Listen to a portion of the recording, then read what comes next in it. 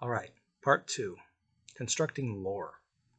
Now, for those of you who don't know, lore is all the details you have in a story, all the location, places, facts, trivia, if you want to call it that. It's the foundation for science fiction. You literally can't have science fiction without it. So, if you're going to construct science fiction, you have to develop that foundation, you have to develop the lore. Do you do this all ahead of time? Usually you can't. With long stories, you most definitely can't. So you have to pick at it piece by piece as you go. Spoon feed it, you might say. When we look at Star Wars, there's plenty of lore. They've got multiple movies, they've got TV shows, they've got a whole load of books. And one of the problems George Lucas had was when he expanded from movies into novels, he let the authors pretty much do what they wanted, and they were not all on the same page. So you ended up with conflicting lore, which people tried to sort into various levels of canon, and it was a big mess. Then when Disney bought it from Lucas, they bought Lucasfilm from George Lucas, including the rights to Star Wars. They basically said all that stuff's not canon. It's the original 6 movies and Clone Wars is canon, and everything that comes from here on out will also be canon. Well, they didn't keep their promise because the stuff doesn't match. If you're going to do lore, if you're going to write science fiction, you have to pay attention to detail. You cannot be an emotional feels person and write science fiction. It just doesn't work. Star Wars has been great on lore in some places, and it has been horrible in others. One recent example is episode 7 of Ahsoka. Dave Filoni is the showrunner, so everything good or bad about the series, I'm laying on him. The Anakin Skywalker stuff, great. But in this last episode, it's about a few hours before the finale comes out. In episode 7, you have Hu Yang tell Ahsoka they're about at their destination when they're traveling in between galaxies. And she asks, "Oh, how can you tell?" He says, "We're slowing down." Now that seems like a simple thing. You're getting to your destination, you're slowing down. Nowhere have I ever seen it established that you can change speed while in hyperspace. I'm pretty sure Dave Filoni just threw that little line in without even thinking about the consequences. When you're writing lore, there is always consequences. You cannot just throw things in off the top of your head, even things as innocuous as that. Now, Star Wars is horrible on travel distances, travel times. Rebels was even worse. It actually made it feel like you could get anywhere in the galaxy in 15 minutes. And the real-time communication, you just phone call them. There's no lag time. Yeah, living in the country, if you can hear those gunshots, just part of being out here. The lag time in communications, it wasn't there in Empire Strikes Back. Vader contacts the Emperor, but you don't know how far they are. And lore-wise, that was somewhat explained in books by having what was called the HoloNet. So it's basically their version of internet between planets. So if you're in range of a transmitter, you can dial up and call somebody. But if you're not in range, you can't send a signal across the galaxy and have a real-time response. In Rebels, it's like he didn't even care. He was just setting up these emotional moments, and all the other details and lore about it, he didn't care about. That little line Hu Yang says is like throwing a grenade into the lore. It just messes stuff up. If you can change speeds in hyperspace, how do you have one hyperdrive that's faster than another? In space, all speed is relative. There's no speed limit. Don't buy into the Einstein nonsense. There is no speed limit in space. Speed is a relative measurement. So if you can speed up, if your hyperdrive can speed you up, which we assume it can if it can slow you down as well, you can have an unlimited speed if you got a long run. So why can't all the normal hyperdrives get to another galaxy? It's a long run. They just keep speeding up. They'll get there. He probably did not think before he put that line in there. And when you are crafting lore, you have to think ahead. You have to think, how can this affect other things? You can't just throw stuff in. Now, the Rogue Squadron series of books tried to rein in what hyperspace could and couldn't do. It was always in a straight line. You couldn't curve in hyperspace. So if something blocked your path, you would have to bounce from one location to another to go around it. That's what hyperspace routes were. these straight lines. If you can curve in hyperspace, hyperspace roots go away. Now, George Lucas mentioned hyperspace roots in Clone Wars because they found a backdoor route to get to Coruscant. Well, if you can curve, there's no such thing as roots. Now, if you can speed up and slow down, that doesn't necessarily mean you can curve, but it begs the question, what can you actually do with a hyperdrive? What are the dynamics of it? What are the limits of it? How can one be faster than another? If it's just acceleration, as soon as you stop accelerating, the guy behind you that still is going to catch up. Why is the Millennium Falcon faster than an Imperial Star Destroyer? What does 0.5 past light speed even mean? It is ridiculous that this has gone on for 40 years and they haven't ironed this out. And then Dave Filoni throws that little bomb in there. It's like, are we supposed to believe that? Is that canon? You can slow down and hype. Even Ahsoka, even in his own scene, Ahsoka didn't. It's like, oh, we can slow down? I didn't know that. Now you're just going to say it's the space whales? Well, no, because the ship is the one measuring the speed, even though it's in the space whale's mouth. Things like this get me ticked because I could do better than that in my sleep. Now, Dave Filoni has gave us some great stuff, but little lore problems like George Lucas made a whole bunch of money off of Star Wars. But what a lot of people don't realize is it wasn't just the ticket sales. It was the merchandising. And notice to all franchise people out there, merchandise comes from lore. People do not buy an action figure of a droid they see in the background of a movie for 3 seconds if it's not lore. Why would they want it? They want it because it's a piece of that universe. A piece of that universe, it's lore, it's a detail, it's a fact. It's like you have a gigantic puzzle and you want to collect all the pieces. Even if you only see the piece for 3 seconds on screen, it's still a piece and you want all of them. That is lore-based. Merchandise comes from lore. If you don't have lore, you're not going to sell much merchandise. At the best, you could hope for a few t-shirts with the movie or TV show's logo on it. If you see a t-shirt and it says, "Have fun storming the castle," that comes from lore. It's not Star Wars. It comes from the most quotable movie I have ever seen. It's called The Princess Bride. And don't let the title throw you. It's not a girly movie. "Have fun storming the castle" is a line said by a character. And it's so quotable. You will probably find t-shirts somewhere that say that. And there are probably 24 other quotes in there that can say it too. And if you wonder why I'm sweating, it's because I'm in my workshop, and in Indiana, it's 90 degrees in October for some reason. So don't mind the sweating.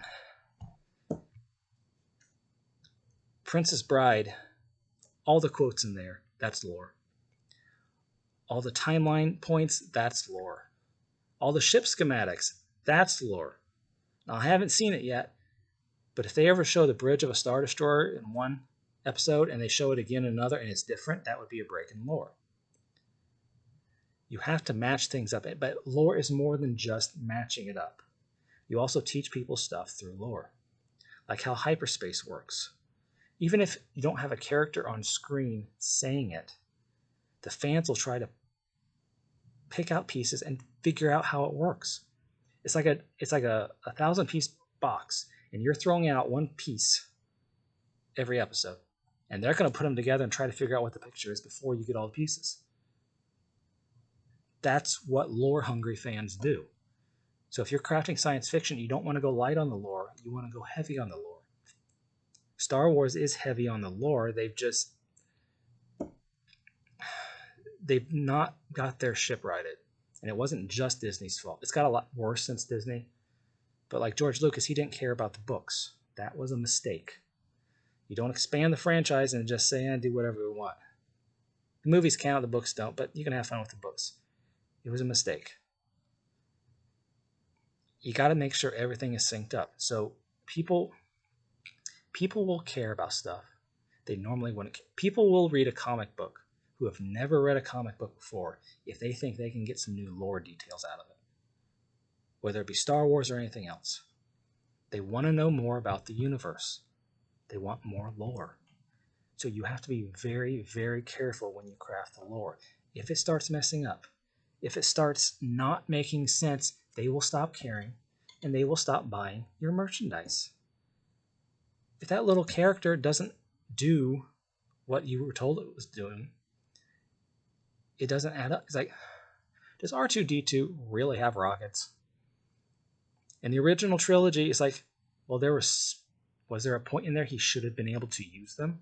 Would they have come in handy? This is a problem when you don't write in chronological order.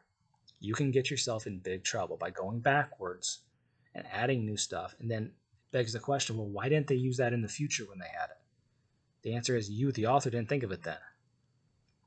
So if you have a choice, write in chronological order. Don't skip back and forth on the timeline. Star Wars is all over the place. So you got to be careful when you do that. Now, what else is Disney? The best way to learn about lore is to see how somebody else screwed up and make sure you don't do that. Anakin Skywalker. Okay, we see him as Darth Vader. He finally takes the helmet off in Return of the Jedi, and guess what? It's not Hayden Christensen's face. Now, it couldn't be because Hayden Christensen was either not born or so young he couldn't even act then. Now, George Lucas changed the Force Ghost afterwards to him to match. But the original guy, all they did was reduce a little digital work on the eyes. It doesn't look like him. It doesn't sync. And I say, well, I'll give him a pass. This is like 20 years in between. Like, yeah, but if you're new and you're just watching this, it's like, why does that not match up? Some things in production you just can't do, but that's never an excuse. You need to make it perfect or as near perfect as you can. Now, one thing George Lucas did correct, which a lot of people hated, was in Return of the Jedi, when he turns on the Emperor, he screams no. In the original version, he didn't. He was silent. And it has a different effect. George Lucas added that because it matches up with Hayden Christensen's line in the prequels. So now you watch the prequels, it makes sense. You feel that's Anakin screaming no, not Darth Vader. It's Anakin. But if you're an original trilogy baby who started out with those and you think that's real Star Wars, nothing else is, you don't like it because it doesn't match what you originally felt. But lore-wise, it was a fix, and it was a good fix. The more projects you have, the more complicated the lore is going to get. If you are not a detail person, if you're not a smart person, you can't write science fiction. Go write romance. Go write theater. Theater doesn't care about details. Literally, they will have a person in a costume standing on a stage holding a prop, and that's it. And they don't care about anything. They just care about the performance and the emotion that comes out of it. That's not science fiction. So if you're writing your own original universe, you have to start from scratch. And you have to think things through. Where do I want to go, and where do I not want to go? The not want to go is just as important as where you want to go. You don't want to rule things out, and you don't want to pin yourself down to something. Like saying you can slow down in hyperspace. They're now pinned down to that. Or are they just going to shrug it off and say, yeah, whatever. It doesn't matter. They've been doing that a lot. Rebels did that a lot. Even though people like Rebels, and I kind of like it, it's like when you make a copy of a copy of a copy, you gradually lose the original picture. So when George Lucas made Star Wars, say Dave Filoni, who he basically trained, is the copy of George Lucas. So the picture of Star Wars that he's putting out is a little foggy. It's not there entirely. The number one piece of lore in Star Wars is the Force. I mean, there's a lot of lore in that subcategory, but that's the main lore in Star Wars. So let's go over the Force. In the beginning in A New Hope, it said it's an energy field created by all living beings. Right off the bat, that line right there tells you this is science fiction, not fantasy. Because fantasy says, don't care, just magic. They didn't say it was magic. They said it's an energy field. Bravo to George for starting out that way. Then we go along, where do we see the Force being used? Well, we can't see it. It's invisible. That's lore. The Force is invisible. That's a lore point. You cannot violate it going forward. even though I like some of those Old Republic cinematics, they showed the Force there as kind of a bluish tint thing. No, it's invisible. Even though that was an awesome thing to see, they got that wrong. The Force is invisible. You can see its effects on stuff, but you can't see the Force itself. So that's a lore point, and it's a critical one, and that pins you down on every other project going forward. You can't see the Force. So whoever made that cinematic, they just decided, I'm not going to follow that. I'm going to do my own thing. Most of their own thing was awesome, but that, you broke the rules. You broke the lore. People expect to see the effects of the Force without seeing it. So when we're watching that, we're kind of scratching our head, what are we seeing? Is that some disturbance in the atmosphere caused by the Force going through? It's like, no, they just made the Force visible. It's like fighting in hockey. Just sit in the penalty box. You screwed up. And that's not an accident. You didn't accidentally make the Force visible. You did it on purpose. Now, I can't lay that one on Disney. That was pre-Disney. But, again, like the books, the video games, George Lucas didn't want or care to have much control over them, so people kind of did what they did. One of the funnest video games was The Force Unleashed. It's not lore accurate at all. People kind of expected that going in, but you made a Star Wars game that doesn't match up with Star Wars. You made him overpowered. You made Star Killer overpowered, and it was a lot of fun tossing the stormtroopers around and stuff. But it didn't match. So even though people had fun with the game, it's like, why did they make this? If it's not the actual Star Wars universe, why did they? This is really awesome fan fiction. Why did they make this? It's corporate fan fiction. Why did they make this? Now, people want to see Star Killer in the new Disney stuff. And Dave Filoni faked people out on that. He made them think that one helmeted character in Ahsoka was Star Killer. He did it on purpose, okay? That was not, he did it on purpose. I'm pretty sure Sam Witwer did the voice for those few lines. If not, they just had him so he was in the credits so people, why do you do that? Why do you play those games with people? It's not funny. You have to take lore seriously.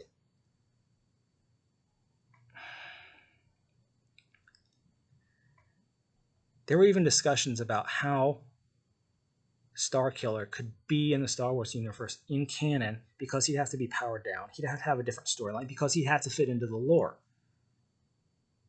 But now we have that character, Ahsoka slashes him across the gut, and then witch magic comes out, so they were a puppet. We saw that in the Clone Wars, and they never explained it then.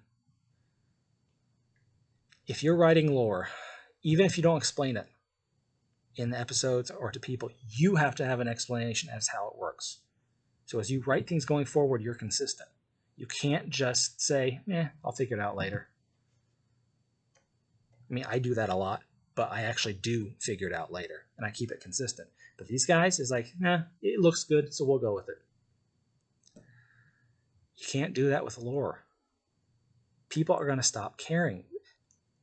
When you do it right, they care about every little thing you do. Every show, every comic book, every piece of merchandise. There are people that watch the toy releases from the toy companies to get spoilers about what's coming up in the next series. Because they will release, I remember watching Hannah the Star Wars girl. She said, Obi-Wan's going to show up in Ahsoka. How do I know this? He's in the Ahsoka toys. There's an Obi-Wan action figure in the Ahsoka toys. So doesn't that mean he's going to be in it? Well, you would think she's right about that, but is he going to be in it? Is he going to be in the finale? Or is it another head fake? People care. They look. They try to figure things out before it happens. That's why you have to be on your game, and you have to make everything match. It has to be perfect. Don't accept anything less than perfect. I mean, sometimes things happen, and you have to roll with them, but your goal should be perfect, not good enough. Remember, people are going to watch these things over and over again. It's not good enough for the first time viewing. I remember, what was it? when I was a kid, I didn't always catch stuff, and I do now, watching the original trilogy. And Luke's helmet. In A New Hope, when Obi-Wan is teaching him to use the Force, which is ironically probably only the second time we saw the Force used. I don't think Vader used it in the very beginning. I think he just actually choked people out rather than Force choked. And then Obi-Wan, when Luke's unconscious from being attacked by the Sand People, he stands over and puts his fingers on his head, and he's probably using some Force technique there. We can't see it, we don't know, but that's probably the first instance we see the Force used. Second one, if memory serves, is when Obi-Wan tells him to put the helmet on, put the blast shield down, and then fight the drone and block all those little blaster bolts. Made perfect sense to me then. Now, why would a helmet have a blast shield? I mean, seriously, why would a helmet have a shield over your eyes you can't see through? That defeats the entire purpose of the helmet. Yeah, it's to protect your head, but if you can't see out of it, what good is it? So why would the Star Wars universe have a helmet with a blast shield in it? Now, if you have faith in the people making this, like, they're going to have a reason for that. I don't understand it now, but it's there. So I can see a whole bunch of stuff in the movies. I don't have to understand it all because there's all an explanation for it. Is there an explanation for the blast helmet? Really? George Lucas needed him to not see. So he pulls his helmet out, has a blast shield in it, retractable blast shield. And I think that's as far as he thought. So, unless I'm missing something, there was actually no reason for a blast shield other than to give him that moment. That's a failure in lore. So when people see that later, like me, we no longer suspend disbelief. We're now looking for mistakes rather than expecting everything on screen to make sense. One of the reasons why Disney is losing so much money on Star Wars is because they don't care about the lore. And they are stepping on it every which way from Sunday. Now, things they have done, probably the best lore thing they have done, Disney, is Tarkin in Rogue One. They didn't recast him. They CG'd the face on another actor, so it looks like the original Tarkin. This keeps it consistent. That's a big score for lore there. But the other stuff, they're making such obvious mistakes and they don't care. And Dave Filoni, who spent so much time with George Lucas, you expect him to be better, but then you got to ask yourself, when Batman trained Robin, was he training him to replace him, or was he just training him as an assistant? Robin cannot be Batman, and I think it's pretty obvious now Dave Filoni cannot be George Lucas. Filoni has skills, but I don't think he can be driving the boat. That begs the question, who else at Lucasfilm can't? Nobody. So you basically got a rudderless boat going every which way, and the various series and stuff they're making are stepping on each other, and canon and lore is being thrown out the window. I mean, you're watching a sinking ship. And the Ahsoka series, we thought Dave Filoni's going to get it. He's going to start writing this stuff. And to his credit, he has started to write some stuff. But like that line from Hu Yang, what was he thinking? It frustrates me. I'm 42 years old. Dave Filoni's older than me. He's had all this time to work with George Lucas, work at Lucasfilm. Disney is older than old. I mean, obviously the people who started Disney are not there and they're being replaced by other people, but you think they would pass on some of their knowledge. How can they be messing up the lore of Star Wars this badly? I mean, I could do better than this half asleep. It's frustrating, but from someone else's mistake, you can learn lessons so you don't make them yourself. So you can't just say don't do what Disney did, because Disney's doing a lot of things, and some things like the Tarkin thing, they're getting right. But there are so much others. But let's go back to George Lucas. When he had it, before Disney, what did he do right? What did he do wrong? Well, most of the stuff he did right. Most of the stuff matched up because he did not go into too much detail. When you don't go into much detail, the odds of you countering yourself are slim, which means the more you write, the more you create, the bigger chance there is of you messing things up and contradicting stuff. With the Force, when he came out with the idea of midichlorians, it ticked a lot of people off. That wasn't in the original trilogy. Well, you're changing the Force. What are you doing? Yada, yada, yada. We got almost nothing on the Force in the original trilogy. We got, you can use it to deflect blaster bolts. You can lift rocks with it. If you're really strong, you can lift an X-Wing. You can use it to see distant places. So we got like a short list of powers. When we go back to the heyday of the Jedi, obviously we're going to get more than that. I was not ticked off by midichlorians. I wanted to know more about them. George Lucas did not go very deep into it. And this is one of the times where less is not more. He should either have not mentioned midichlorians at all, or he should have given a more detailed explanation. And I found out just like a month ago, somewhere he talked about this, he based it off of mitochondria. For the people who don't know, we're all made up of cells. Inside cells, there's a subunit called mitochondria, and it basically helps produce energy. Mitochondria, midichlorians, that's why they sound similar. Now, Anakin was said to have a count over 20,000. Nope, he didn't say 22,381. He said over 20,000. Now, as a writer, that leaves you wiggle room in the future. So you excluded everything below 20,000. You can't have Anakin below 20,000. But if you need to pinpoint a number later, you've got wiggle room later. That's a very smart thing to do. You narrow things down. When you narrow things down, you're giving people information without giving them specifics. So saying over 20,000, it's a little annoying because if you have a blood test, it should be a specific number. Why didn't Obi-Wan just say what the number was? He just said over 20,000.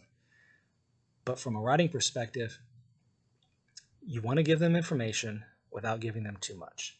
And if you say specifically what the number is, you could get hung up on it later. So tell them over 20,000 without telling them what the number is. Now, we can guess how much over is over. If it was 30,000, I'm pretty sure he would have said 30. So it's not 30. If it was 25, would he said over 20,000? I would guess between 20 and 23, but it's a guess. We don't have that specific. We know it's not 1999 because that's not over 20. Now this simple technique is very important. You narrow things down without telling them exactly. Later on, you can fill in exactly if you want, or you can just leave it in that zone. But by narrowing it down, you are giving them more lore. It also helps you as a writer because it focuses your story in certain places, and you can't go other places. Sometimes that's frustrating. Sometimes that's game over if you narrow it down too much. But with regards to the midichlorians, they basically said not even Master Yoda has a count that high. So was Anakin at 23,000 and Yoda's at 22? The way he phrases it, over 20,000, it means Yoda is less than 20,000. Then Qui-Gon says no Jedi has a count that high, which means no Jedi, at least present day, was over 20,000. That narrows it down. That gives lore points. And you may think, oh, that doesn't matter. It'll never be used again. Well, it can be. And you as the author, you don't have to decide whether it's used again later or not. You just have to create it, and then it's there for you to use if you want to later. We also saw other stuff with the Force in Phantom Menace. We had, well, powers seen and powers not seen. The power not seen is, how could a Sith Lord walk around with Jedi and them not know he's a Sith Lord? Why couldn't they sense the dark side in him? That is theoretically, hasn't been seen in any movies, or hasn't been mentioned in any movies. You can say, oh, we saw it there. He's doing it right on screen in Phantom Menace, but Force is invisible. We can't see it. It's what's called a masking technique. So basically, you kind of hide your aura so you appear like a normal person. Now, why else do I say this? Well, in Revenge of the Sith, Mace Windu says, was it Mace Windu or Kiadi? He was in a meeting together, and they said, the dark side of the Force surrounds the Chancellor. So it's not in him, but it's around him. So it's like he's masking it on himself, so they can't pin it on him, but it's around him. Now, what's around mean? You assume it's the events taking place around him, the interactions he has with other people, dark side stuff. So you can have dark side stuff without Sith. It's just bad people doing bad things. So masking technique, did we see that? Did George Lucas even consider that? This is the thing. When you write, sometimes you accidentally create lore without even realizing it.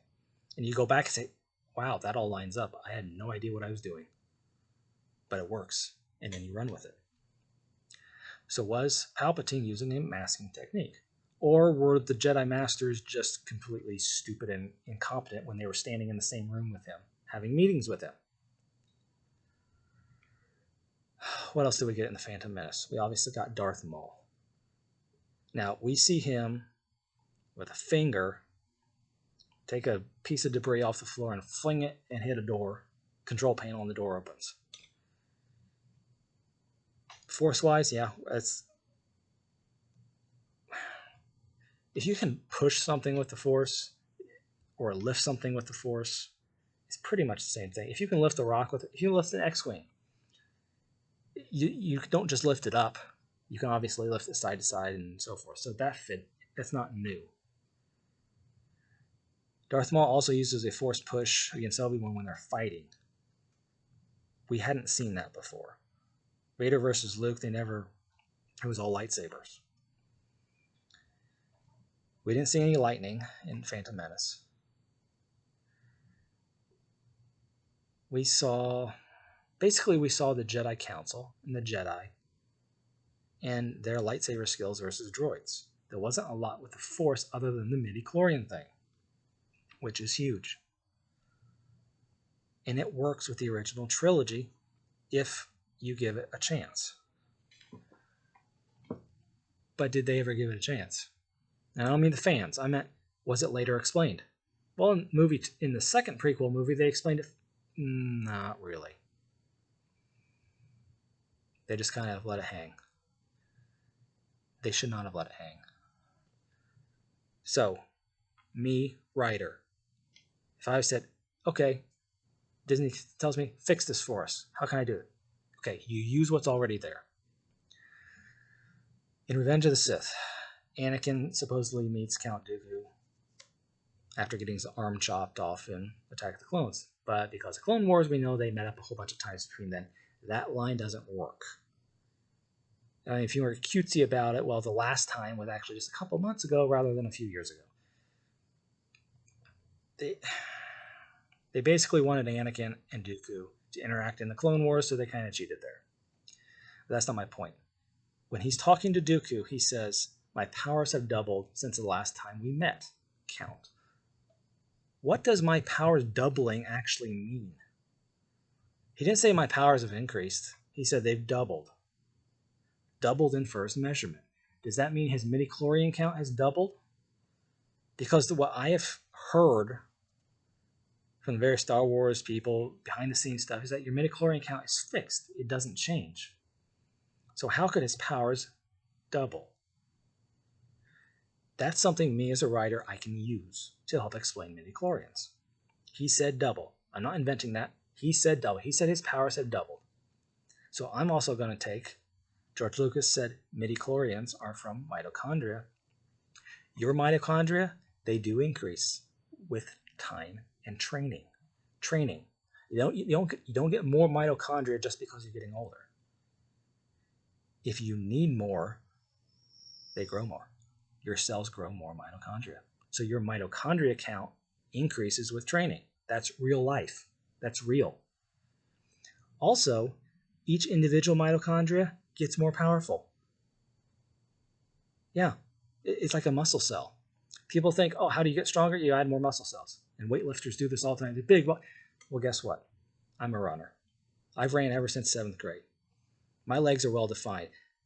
But the weightlifters, they have way more leg muscle than me. And they are slow as fuck. So why can't they run faster than me if they've got more muscle cells? Because their cells are not trained for running. Think of every muscle cell as if it had a little number on it. Video games mirror life very well. So think of this in terms of video games. You have every cell, and when it's first grown or split off from another cell, it's a level 1 cell. And then with training, it bumps up to a level 2, and then a level 3, level 4. So basically, my leg cells, say they're level 17. I mean, I've been doing this for years. And a weightlifter, he's got a bunch of 1s and 2s because all he's doing is overloading himself to trigger his body to say, this is emergency mode. We need more cells. So he pumps up really big, but he can't really do anything except lift weights because those muscle cells haven't been trained to do anything other than lift weights. So if mitochondria work like that, and they do, and George Lucas based it off of mitochondria, me as a writer, so I was hired by Disney, okay, we're using that for mitochondria. So your midichlorian count can increase. And your midichlorian's effectiveness can increase. So even if your count was, say, 20,000, but you trained your midichlorians to the point where they got more powerful, you could do the same stuff as someone with 25 and no training. So that means the Jedi are no longer pegged to a certain ability level based on their midichlorian count. It also explains why people who can barely use the Force at all could eventually one day be Jedi. Take Sabine. I do not know where Dave Filoni is going with this. She's tried to use the Force and can't. This could be a train wreck for him, or it could be something very smart for him. Time will tell. I don't know. All people have midichlorians. That's been established. George Lucas has said that. But if you don't have enough to, say, force push a marble, you can't train with it. If you can't use it, you can't train with it. If you can't train with it, you can't increase your count. So the people that are so low, they can't train with it, they can never improve. So they're basically stuck. They're non-force users. But if you can do even just a little bit, make a marble wiggle, like that very bad X-Men movie with Magneto at the end where he lost his powers and then, hey, he's getting back just a little. If you can do a tiny little bit, then it's possible for you to increase all the way up to 20,000. It may take you 20,000 years to get there, but you can do it. The people who can't do that little move, they're locked in. They can't train, therefore they can't increase the midichlorian count. And they can't increase the effectiveness of their midichlorians. So the Jedi Order isn't going to recruit people with so low of a count they can't use it, and they're probably not going to waste their time on people that it's going to take 10 years of training to what someone else can achieve in 10 days. So they probably have a minimum amount they're going to allow into the Order, and below that they're not going to waste their time on them. So Sabine would obviously be below that, and we don't know if she can even move anything at all. If she can't train. Yeah, she can wave a lightsaber around, and you can train someone to fight with a sword, but as far as using the Force, unless you could use it in some other way. If somehow when she goes into combat, she's pulling on the Force to make her movements more smooth and more accurate, if you're using that and use it a lot, that could tick up your midichlorian count a little bit. And maybe after enough while, you finally would be able to do that. So there's a little wiggle room there. But the point is, me writing, I would say they function like mitochondria. Mitochondria increase. So when Anakin says his powers have doubled, maybe he's exaggerating, but I would say his midichlorian count increased and the effectiveness of his midichlorians increased. So he got a big power boost. So if he started out at 22,000, maybe he's at 25,000 now. And his effectiveness went from 100% to 120%. So you do the math, that's still not double, but Anakin brags a lot, so it doesn't have to be exactly double. So that's me as a writer using things that are already in the Star Wars universe, things George Lucas has said, to explain the midichlorians and make them fit. You have got to do that with lore, and you have to have someone who can do that with lore, and someone who wants to do that. It doesn't just shrug their shoulders and say, yeah, well, it looks good, so that's all we care about. Lore is the foundation of all science fiction. If it's not lore, then it's fantasy or romance or something else. Star Wars has very deep lore, and some of the best lore, especially with force powers, come from a video game called Knights of the Old Republic. I could go on for that for hours, but the most basic thing they established is there is not just the dark side and light side of the force. When is light side ever mentioned? I don't think it's in the original trilogy, and I can't remember in the prequels. They say dark side, but they never say light side. So it gives you the impression it's one or the other. So basically, if you're not using the dark side, you're defaultly using the light side. And that right there, whether George Lucas intended it or not, explains why the Jedi Order fell. Again, this is me being a writer, going in and fixing things. It lines up perfectly. I really don't think George Lucas did it all on purpose. He may have done some things on purpose, but it lines up perfectly. KOTOR, which is Knights of the Old Republic, KOTOR, had you as a character starting out level 1. They had a force alignment, and you started out in the middle, which is basically gray or neutral. And based on your actions, you'd either get more light side or more dark side. And when you got to either end, full alignment light, full alignment dark, you would get bonus powers. But it basically established there's not 2 forces, there are 3. There's the neutral or gray. So basically when Luke Skywalker starts out, he's using the gray. He has no alignment. This completely changed Star Wars, and it changed it for the better. Now, the Jedi Order, Yoda's fault. I know people love Yoda. I even love him in the original trilogy. But when you see him in the prequels, he has been leading the Jedi Order for hundreds of years. He's been training the younglings. The lessons taught, it's on him. Now, sure, he inherited lessons from his master, whoever that was way back when. And he probably passed down some stuff that was junk. But when you look at him, he failed. And the Jedi Order failed because of him. And he knows it. That's why he sends himself to Dagobah and says, I'm not going to do anything else other than wait for Luke. Because he colossally failed. And not just in his fight against Sidious. He was literally in the room with a Sith Lord, and he didn't even know it. All we see is a little eyebrow raise. Something is not right. If you go back to the 3 forces, the neutral force, but you take it from the impression you got in the original trilogy that there's only 2, then you mistakenly think, if I'm not dark side, then I must be light side. So the Jedi Order under Yoda, again, me being a writer, hired by Disney to come in and fix some of this stuff, if the Jedi Order knew they weren't dark side, and they just assumed they were light side without actually getting a light side alignment, that would explain how dark side superpowers could hide from them.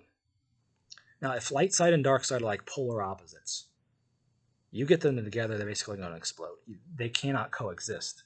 So you get a Jedi and a Sith in the same room, only one's walking out. But if you have a Sith and some neutrals, they're not going to react to the dark side. And if the Darksider is using masking techniques, that explains why the Jedi High Council could not sense Palpatine. That's why Mace Windu, when he says the dark side surrounds the Chancellor, it's why he couldn't see it in the Chancellor. In the books anyway, it says Mace Windu is borderline dark side anyway. Which is like, why would you write a Jedi Master as borderline dark side? And it comes down to this idea that, well, the dark side's cool and the Jedi are just lame. And that's one of George Lucas's biggest failures. In the original trilogy, Luke Skywalker was the hero. He was the good guy. In the prequels, the good guy goes to the dark side, and the most impressive character we see is Darth Maul. So now there are a lot of Star Wars fans that want to be Sith. They want to be the bad guy. That's not the lesson you want to teach. And I am very glad that Dave Filoni brought Anakin Skywalker back to show the redeemed version of him. That he went back to being a good guy, rather than just letting it hang with Return of the Jedi. But if the Jedi Order thought it was light side, when they were really just gray or maybe slightly alignment. Again, the alignment comes for Coder, and it makes you think about a lot of things. It would explain why the Jedi Order fell. You add in the fact that Yoda was teaching people emotions are bad. Don't feel. What does Qui-Gon say? He says feel. Qui-Gon was a rogue. We learned this in Phantom Menace. Obi-Wan says if you just follow the code, you would be on the council. So there was a disagreement over the Force between Qui-Gon and the council. Qui-Gon is right. Also, why aren't the Jedi, this always bugged me, on Tatooine, you see they're slaves, Anakin's a slave. Why aren't they freeing the slaves? I mean, they're there. Why aren't they even just freeing a few of them every now and then on their off days? Why are they just leaving them there? Oh, it's not part of the Republic. Really? Do Jedi really care about borders and boundaries? Jedi don't answer to the Senate. They answer to the Force. Why are they leaving people that they could be saving in slavery? Especially when it's Anakin's mom. Do you really want him training, worrying about what his mom is going through back there as a slave? At the bare minimum, you would want to go back and free her. Either pay off Watto or just lightsaber to the throat and say, undo it, she's coming with us. And by undo it, I mean the little explodey device in them. The fact that they never went back and saved her says something bad. You match that with Yoda's saying, basically saying emotions are bad. He taught them to be unfeeling because he was afraid they couldn't handle the emotions, and the emotions, anger, fear, loss, would lead them to the dark side. So he was trying to protect the Jedi Order by teaching them to ignore the emotions. And in doing so, he blinded them. They didn't know they weren't light side. They couldn't feel it. So do you see how this is matching up? Yoda blinded them. The Sith used that blinding. Yoda also taught them to not trust themselves. He taught them, and this was reinforced in Clone Wars, that everyone has a little dark side in them. And you have to be wary of it. You can't ignore it, or it might come back. You can always fall. It's always falling to the dark side. You think the Sith fear falling to the light side? No. So why should Jedi fear falling to the dark side? It's completely messed up teachings. Yoda probably inherited them, but then he passed. In Coder, when you get full alignment, there's no dark side in you. You are polar opposite of dark side, and you get power bonuses for being full light side. Now, if you're half light side, that doesn't mean you're half dark side. That means you're half light, half gray. There's no light side. There's no dark side there. But if you get full alignment, it's like,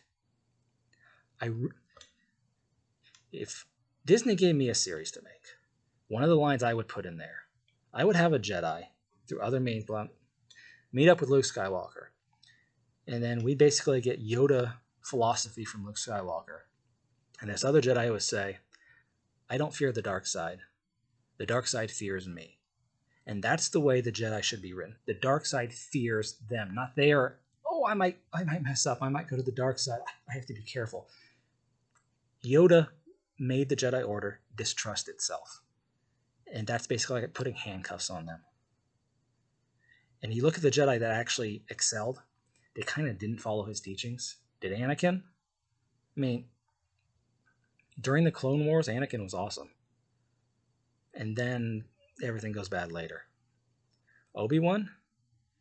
He followed Yoda's teachings more, but he's still Satine, that's big violation of the Jedi Code. Not as big as Padme, because he didn't marry her, but still. I don't think George Lucas planned all this out. But what he made and what he puts out, you go back and you connect the dots, it all makes sense. And a good writer will connect dots. Sometimes you create the dots on purpose. Other times you just happen onto them and you see the potential and you use them. The Force is the most important lore in Star Wars, and you have to get it right. Midichlorians wrecked a whole bunch of people's faith, and they just hated the prequels.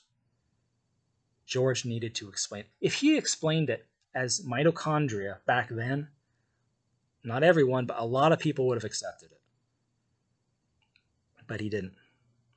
And here, let me go one step further, me being the writer. Midichlorians are known to biology in the Star Wars universe, but they can't genetically engineer them. Every attempt to genetically engineer midichlorians has failed. Scientists can see them, they can measure them, they cannot affect them. So they're quasi-biology. So they're there, they act like biology, but there's another aspect of them that's just unknowable. So every time they tried to clone a Force user, they could clone the body, but the midichlorian count didn't clone. They cloned someone with 15,000, the clone would end up with 200. See, that's me adding to the lore and explaining it in a way that makes sense. And it keeps the mystical part of the Force right there. Yes, you can see it, the midichlorians. Yes, you can measure them, but you can't fully scientifically, genetically engineer them. They're off limits. It explains why you can't clone an entire army of Jedi. Think, why clone a bounty hunter when you could just clone a Jedi Master? See, when you establish cloning, you open that door. So you need to explain why that didn't happen. Especially if this was the Jedi Order supposedly paying for all of this via the Republic. Why wouldn't they want to clone a Jedi? Why wouldn't the Sith want to clone Vader? Or anyone else? I mean, forget the rule of two. If you got 10,000 clones, all that can use the Force with 20,000 midichlorians, why would you not do that? If you write in genetic engineering and cloning does not affect midichlorian count, it's immune to it. They don't know why. They can't solve the problem. Boom! You can't clone Force users and get the midichlorian count. Problem solved. So you have to establish lines where you can't go. You can't clone Jedi. Now, what happened in Heir to the Empire? They cloned a Jedi, but he was unstable, and that was the catch, which was not a very good catch. Even though I loved that book when it came out, looking back on it, you should have just established you can't clone Jedi because the midichlorians, but we didn't have midichlorians back then. George Lucas had never mentioned it, and those books came out way before the prequels, which is why you don't want to go forward and back on the timeline. It creates extra problems. You can do it if you're careful, but it's hard to do and get it to work out. But with what George Lucas created and all these breadcrumbs of lore, I'm looking at that and I can say, I can see a through line. I add little bits here and there, it all adds up. It all makes sense. But are we getting that from Dave Filoni? No. He says we can slow down in hyperspace. Care to explain to us the rules of hyperspace then? I mean, even if just in a novel or a source book, just give us the rules. I don't think they have any rules. I don't think they care. If Hera on the planet with the B-Wing in Rebels can get a phone call from Kanan saying, we're starting our run now, and then she somehow catches up with them and is there for the attack, that makes my math brain explode. It's not possible. And she's coming in on the same vector than them. If she's coming from another planet, her angle would be different, and she'd end up on a different side of the planet, not right behind them. The only way she could be right behind them is if she was on the same vector. So her planet had to either be on that line ahead of them or back from them. If it's ahead of them, you can make it work. What are the odds it's on an exact vector? It's not. So why do they have them come in? Easy story writing. How can a few ships blockade an entire planet? They can't. Easy story writing. Cheap story writing. Now, would I rather have that cheap story writing than no Star Wars? No. Rebels, it's got a bunch of problems, but it had more good stuff in it than it had problems. So yeah, I'm glad Rebels was made, but you can do better. Disney can do better. Lucasfilm can do better. Dave Filoni should be doing better. I can certainly do better. Hell, you give me a series, I will blow your mind away. So me, as a Star Wars fan, now that I am a writer and I know how to, I expect more out of them, and I'm not getting very much. And a lot of other fans, they expect more too, and they're not getting it. We're getting Ahsoka Tano in the Clone Wars jumped around a lot. How many times has Ahsoka Tano jumped in the live action? Well, that costs money to do the CG. So they just have the actress basically do theater, and we're just supposed to buy it. We're just supposed to buy it. Ahsoka Tano jumps a lot. That's her fighting style, and yet we don't see it. Dave Filoni was the one who basically helped George create Ahsoka. They created the Clone Wars. This is his backyard. Maybe they just didn't have the money for it. It's inexcusable. And frankly, the scene when Anakin's a hologram. Bravo to the Anakin part. The actress doing those form drills looked horrible. She looked like a cosplayer who didn't know what she was doing. It says, if you are going to make Star Wars going forward, you need to have a Jedi boot camp. And every actress or actor who is going to wield a lightsaber should have to go through that boot camp and get some level of proficiency, just some smoothness. And you can only get that smoothness through practice. You cannot fake it. I mean, actors are told to fake it. Hayden Christensen and Ewan McGregor, when they were lightsaber fighting in The Phantom Menace, they were not faking it. They had to learn. And that quickness, especially with Ewan, I remember them saying, people saw that fight with Darth Maul and they said, well, they sped up. It's like, no, they were actually that fast. And then you see the Ahsoka actress and it's like, come on. When she's going against Anakin, the way they shot it, they kind of cheated well, so it didn't show up that much, but she cannot handle a lightsaber very well. They should be putting her and others through Jedi boot camp. But that costs money. And it's like, well, it's just a kid's show. We don't need to take it that seriously. Science fiction is lore. And you have to take lore seriously. The fighting style you see, that's lore. How smooth. Ahsoka jumping around is lore. Every detail is lore. You can't throw the lore out the window and still claim it's science fiction. And if you want to say Star Wars is science fantasy, or excuse me, space fantasy, well, it's not. The Force is an energy field created by all living beings. It's not space magic.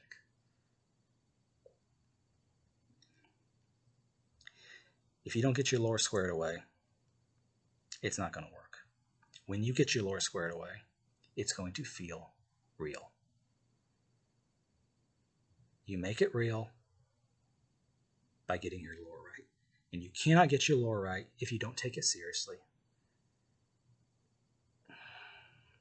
Sometimes I just want to hug Dave Filoni, and other times I want to punch him in the face. He's hit or miss.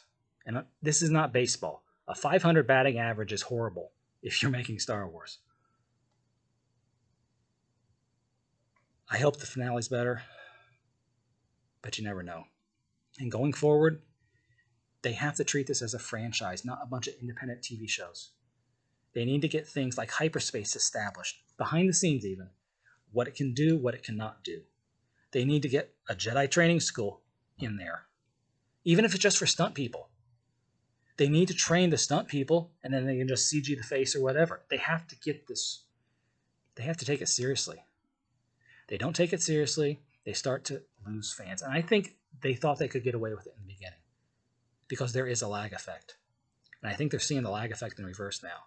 Ahsoka is better than the other shows they made. But if they expect the fans to just turn around and come back all at once, it's going to take time to earn them back. I think Ahsoka will earn some back. It may take them a while. They may not even watch it until a friend says, hey, this is actually good, you should watch it when they come back. But they may only watch that. They have to earn the fandom back. And it's going to be a long process. It was a long process to tick them off and drive them away. It's going to be a long process to bring them back. And if you want these people that spend thousands of dollars on merchandise to come back, you have to get the lore right, because the merchandise is based on the lore. Lore is everything in science fiction, which is why Doctor Who is not always science fiction. It sounds like a rant video, but again, you learn more from mistakes than you do from getting it right. Usually. Not always. Again, Tarkin, good. More of that. When they CG'd Luke, very good. Dave Filoni handled that well on The Mandalorian.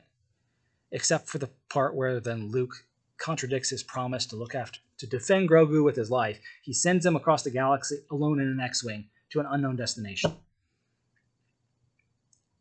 Did any of you catch that? He completely violated his oath because of convenient writing. Oh, they couldn't afford to CG Luke's face on Tatooine, or they couldn't afford to have Luke on Tatooine because it would change it. You can't cut corners like that. You did so well in that episode, and then facepalm right after. There are people with skills at Lucasfilm, but right now, they have no direction. So you're going to probably get this hot water, cold water thing going forward. You never know what you're going to get. George Lucas, he can give some advice, but he's basically out of Star Wars now. They need someone to give direction, and Dave is dropping the ball right now. And I don't see anyone else stepping up to take it. So, if you're writing science fiction, learn from their mistakes. And if you're starting a franchise out there, learn from George Lucas' mistake. If you're making movies and you want to expand to books, the books have to match the lore. If you want to write comics, everything has to match. It's a pain in the ass in the beginning, but down the road it will pay dividends. Lore is everything. Guard it carefully. And with that, I'll see you in the next video.